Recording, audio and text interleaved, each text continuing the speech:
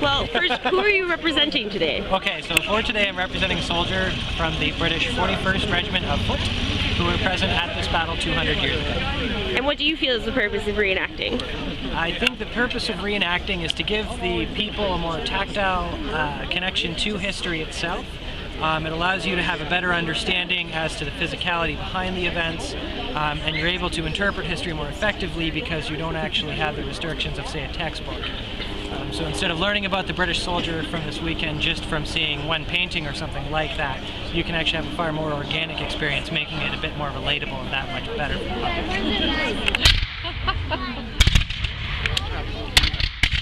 Trouble. Moving forward.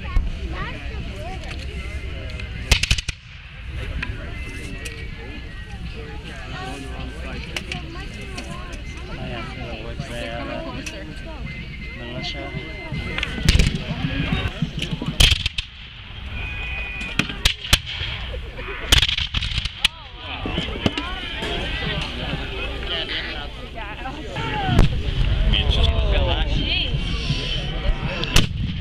That's only a 6-pounder. I mean, imagine 30-pounder. I wonder they're hot down.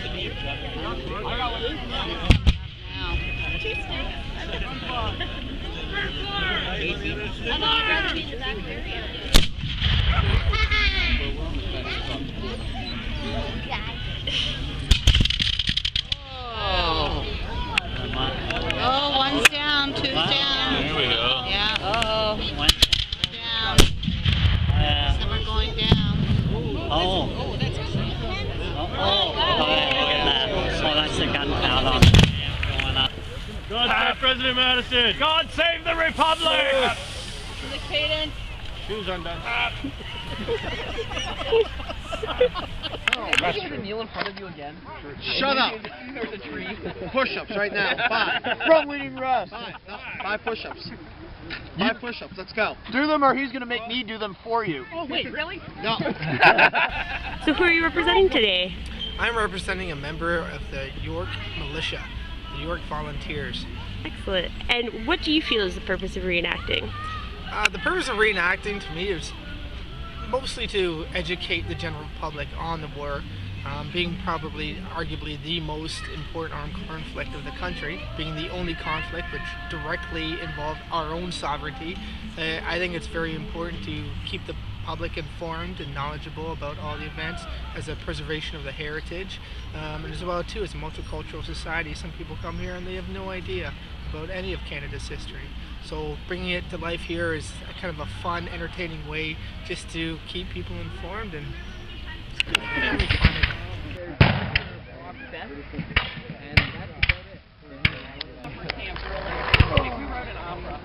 That's actually kind of cool.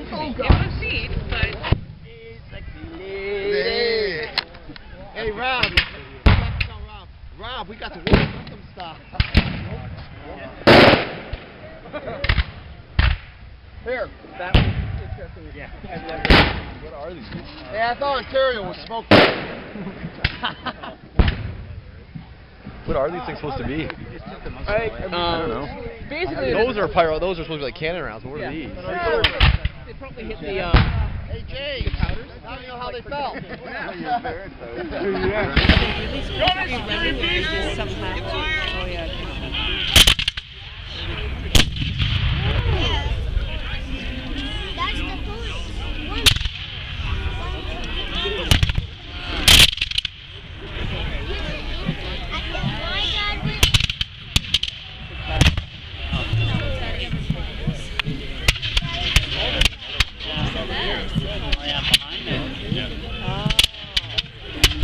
Oh yeah, look at where they're coming from. They can't get them, right? Drag them.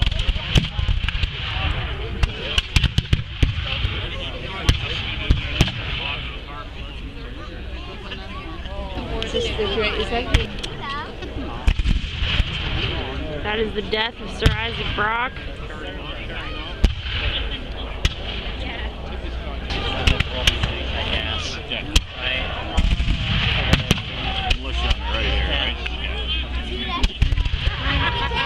I feel that the purpose of reenacting is that doing this not only enriches our lives, but it brings history to life for a lot of people.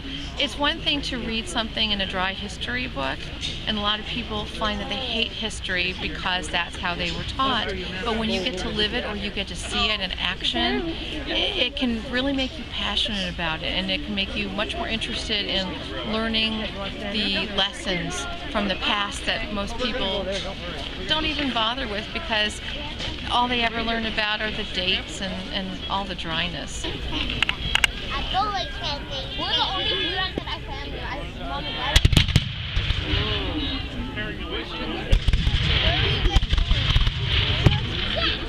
Yeah.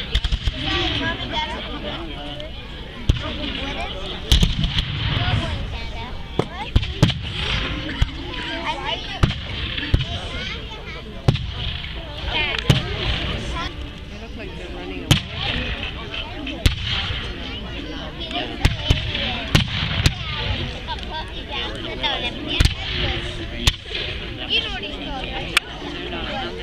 Oh, so they were.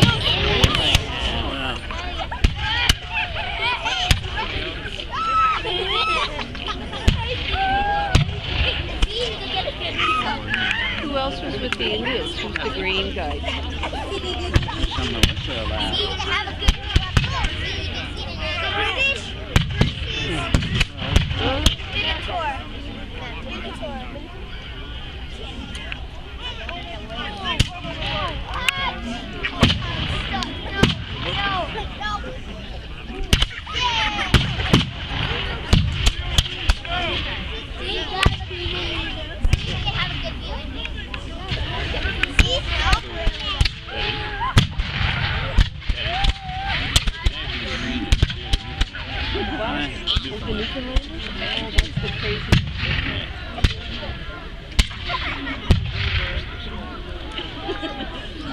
Who are you representing today?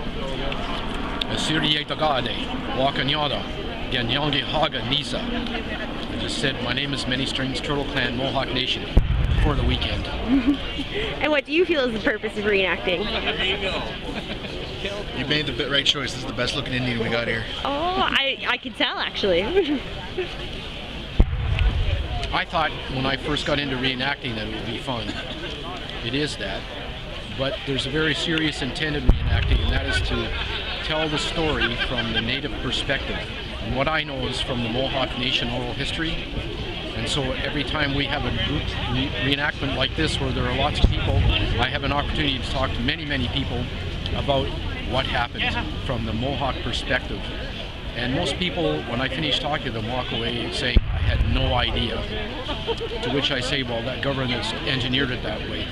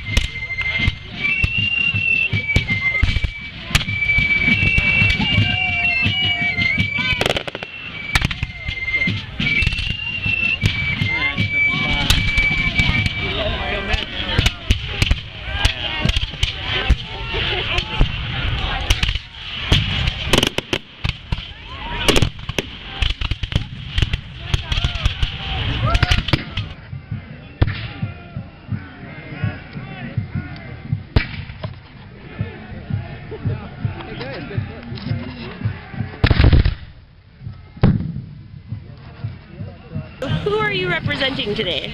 Well, I'm no one in particular. I'm dressed as a gentleman from what would be called the Regency period in Great Britain, or the Federal period if you're in North America. And for me, reenacting is a way to discover history in a more direct way. I mean, you only get so much from reading a book. When you actually put on the clothes cook outdoors or even cook indoors at a hearth. I've roasted a chicken that way, and it was very tasty, though it cooked a little too long. But you learn so much more about what it was like to be a person who lived at that time. If you ever watch Jane Austen movies and you see how the people move, they dance with their arms extended like this. And I never really knew what the reason for that was until I had a jacket. This one's actually based on the one that Colin Firth wore in Pride and Prejudice. It's got the M notch and everything. But what you find when you put on the authentic clothing is that the arms on Regency garments were tailored differently, and your arms naturally sort of float up, and so it's perfectly natural to dance that way. And there are little things like that that you would never get from a book that you learn when you do reenacting.